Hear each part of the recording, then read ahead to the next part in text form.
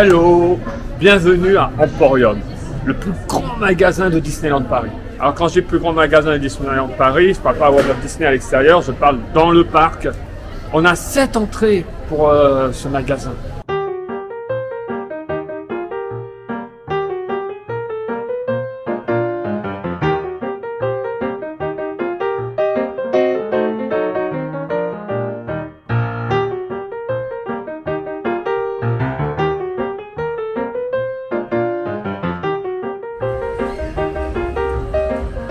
Numéro 7, c'est ma préférée. C'est moi qui ai mis des numéros, hein. C'est après comme vous voyez.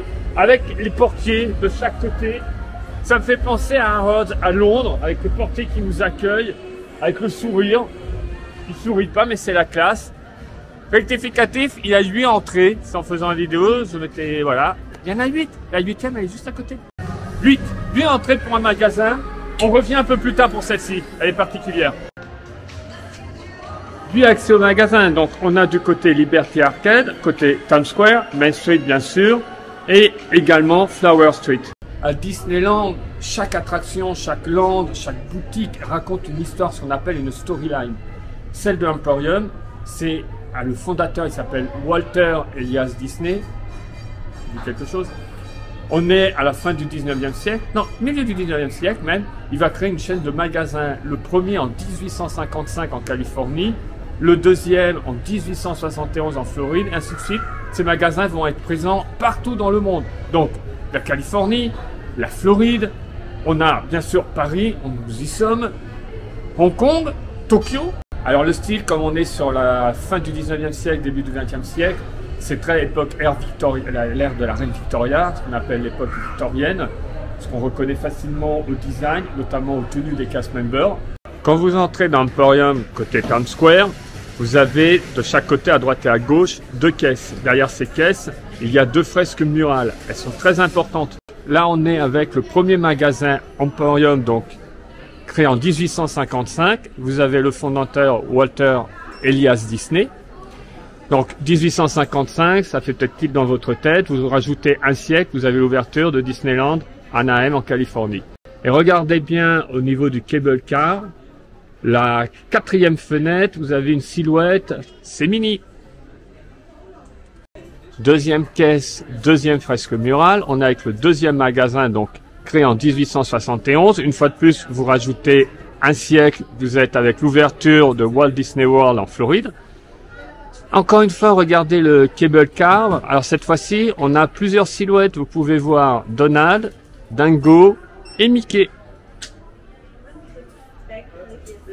Donc on est revenu ici, comme je vous ai montré avec les fresques, un siècle de décalage. Donc cet Emporium, depuis 1892, par rapport à la storyline, une fois de plus vous rajoutez un siècle, l'ouverture de Disneyland Paris, 1992. Alors le mot Emporium vient du latin, empora, emporium au pluriel. Dans l'Antiquité, ça désignait un magasin qui était sur un territoire étranger. C'est un magasin où on pouvait trouver énormément de choses liées au pays d'origine, notamment dans les ports. La langue anglaise va récupérer le mot au 19e siècle et au début du 20e pour désigner des proto-centres commerciaux et les grands magasins. C'était pas systématique, mais c'était un terme qu'on retrouvait régulièrement. Comme ici on est dans un grand magasin, forcément, Emporium, c'est approprié.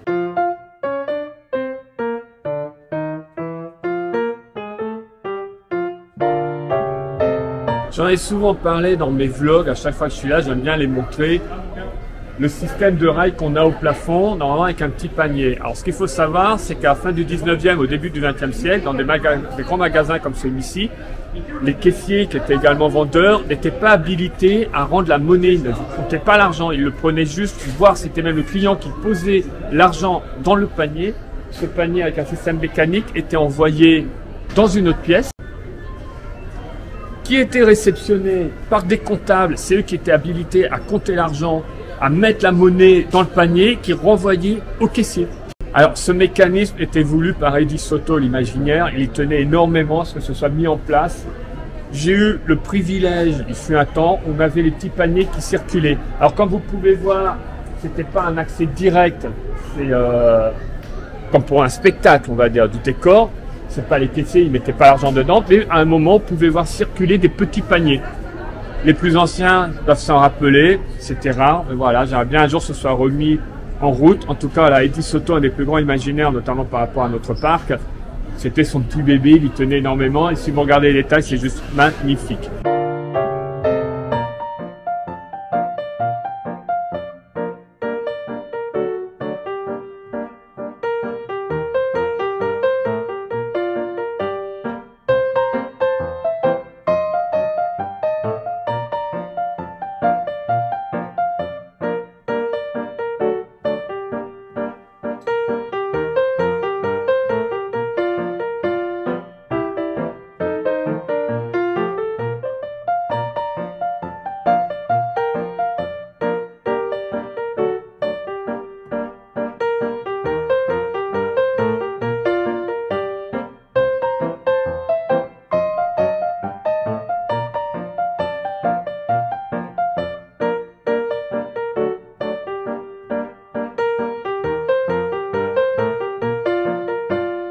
Une des attractions, et malheureusement peu de personnes le voient, le regardent parce qu'ils sont occupés par ce qu'il y a en dessous, c'est le dôme en verre. Alors son inspiration, c'est un manoir qui se trouve à New York. J'ai pas vraiment trouvé la référence, c'est ce que j'ai pu avoir dans des livres à droite à gauche qui est repris.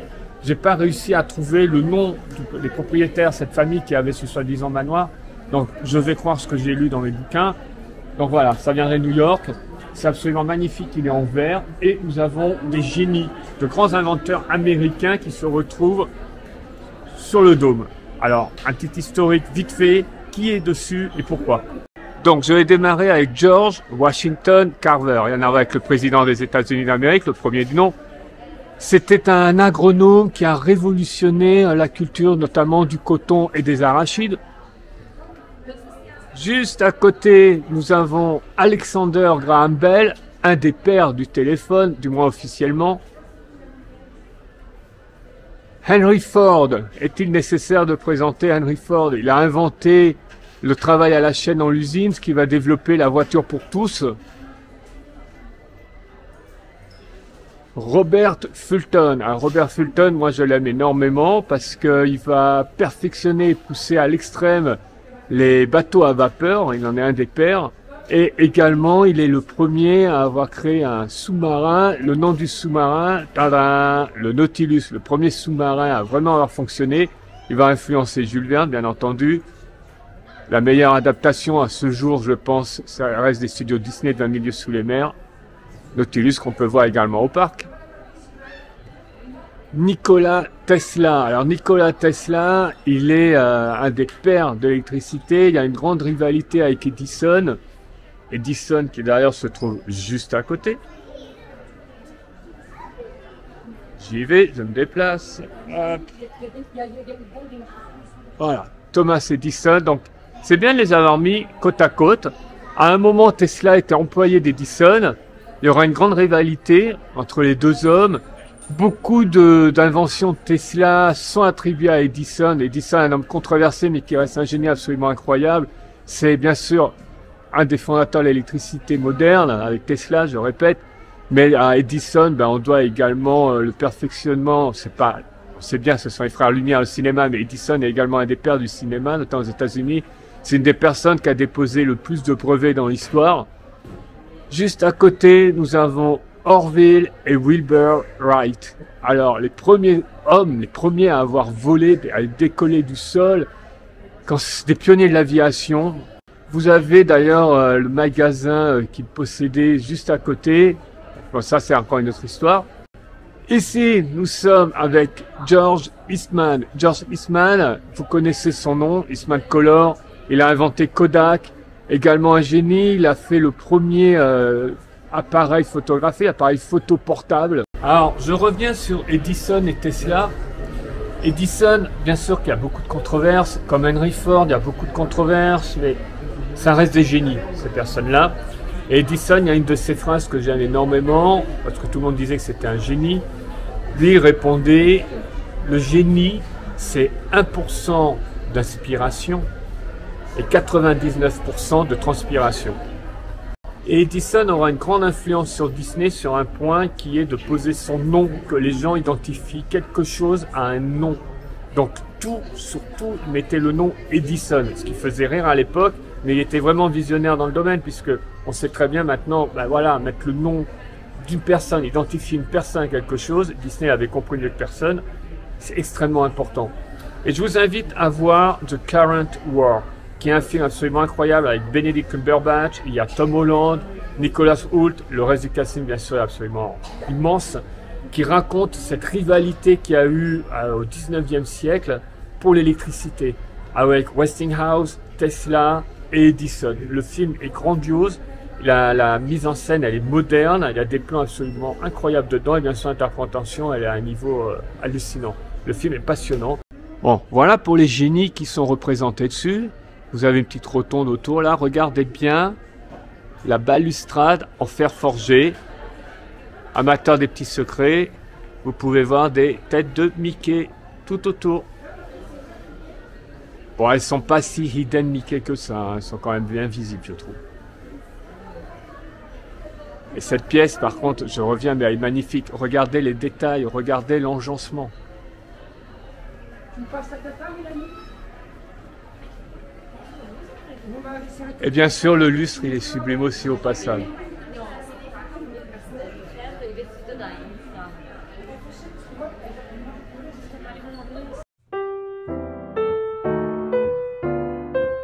Dans tous les grands magasins, les dames avaient un endroit où elles pouvaient aller se faire une beauté. À Emporium, on a pour les hommes avec Dapper Dance, donc coiffeur, barbier. L'accès se fait par le magasin Emporium.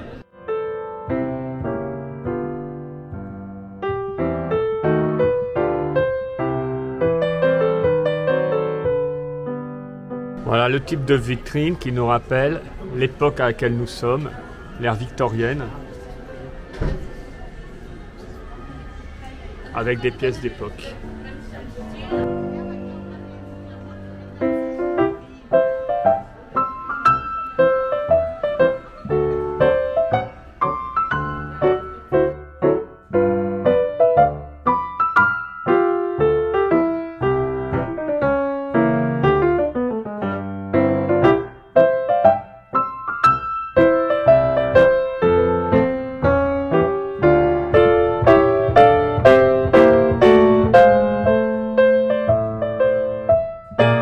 Voilà l'histoire et les secrets de l'Emporium. Maintenant, au niveau du contenu, j'ai passé la parole à la reine du Merch, Madame Merch, sinon ça va pas le faire. Hello. Hello. Ben, je t'ai trouvé, hein. Alors, pourquoi toi tu aimes ce magasin Emporium? Alors j'aime Emporium parce que d'abord c'est le premier magasin qui est ouvert quand on arrive dans le parc. Donc dès qu'on voyait les portes s'ouvrir pendant les heures de magie en plus, j'ai tous ces souvenirs avec nos enfants qui se précipitaient pour voir, parce que nous on venait avant 4-5 fois par an, précipités pour voir le nouveau t-shirt, la peluche. J'aime aussi ce magasin parce que ça me rappelle les magasins de mon enfance que j'aime, comme les Galeries Lafayette, avec son dôme. Ça me rappelle tout ça et ça me rappelle cette excitation qu'on avait parce qu'il y a tout à Emporium.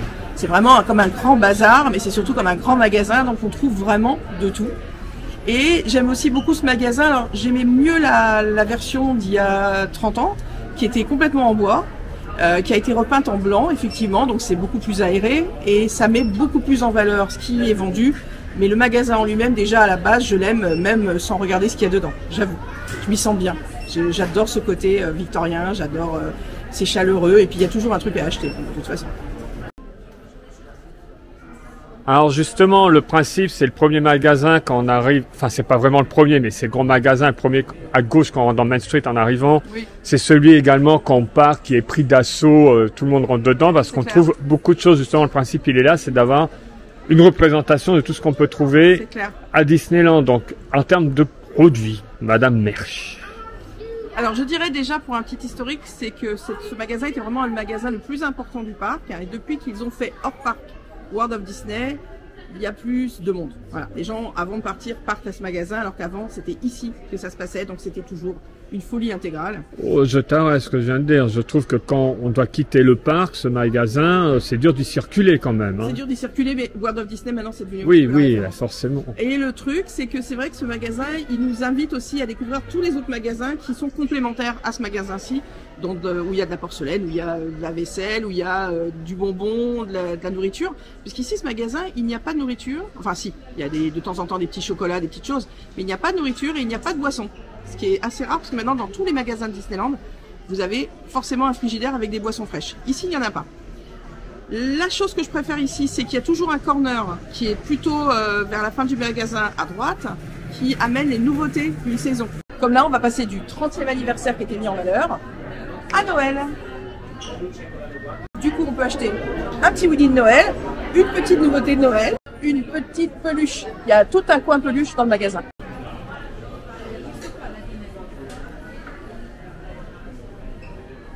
Maroquinerie, prêt à porter. Bien sûr, il y a de la bijouterie et aussi des paires de chaussettes.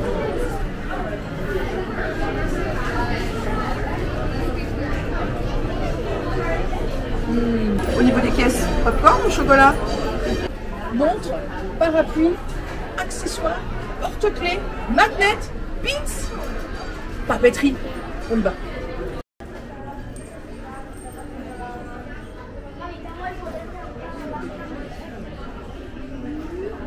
Pour la rentrée des classes, pour signer les autographes et aussi pour écrire ses mémoires.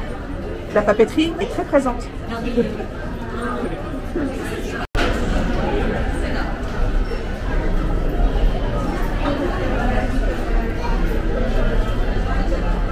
Oui, il y a aussi des oreilles.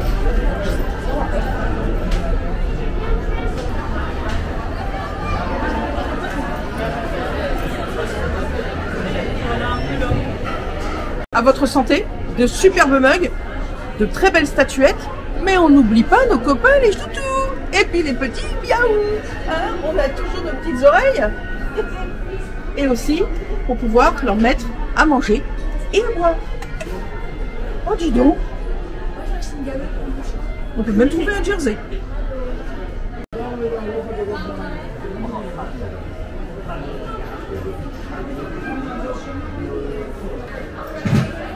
Il y a tout un coin princesse sous la verrière, absolument magnifique pour tous ceux qui aiment les princesses, les accessoires, les costumes pour enfants, les petites chaussures, les poupées molles, les poupées dures, les lanières.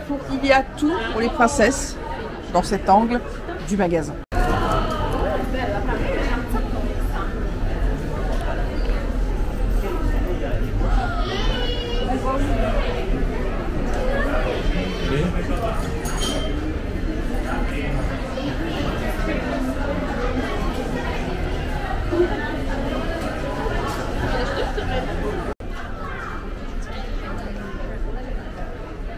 Il y a même l'actualité cinématographique avec Buzz.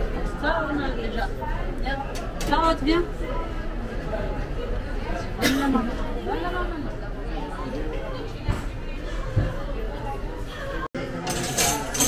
Ma section préférée. Les peluches. Les peluches. Toutes les tailles.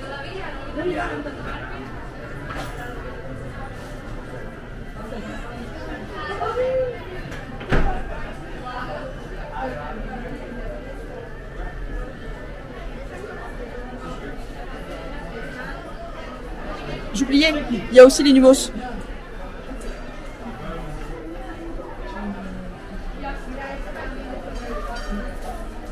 Et bien sûr, un petit peu moins cher que sur Vinted, le pouce-mousse.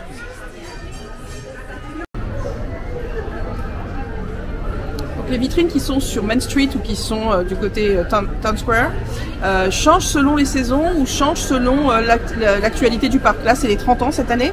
C'est des vitrines qui sont extrêmement belles parce qu'elles sont en 3D, enfin une partie des vitrines est en 3D et change et s'illumine le soir. Donc vous pouvez vous prendre de superbes photos dessus.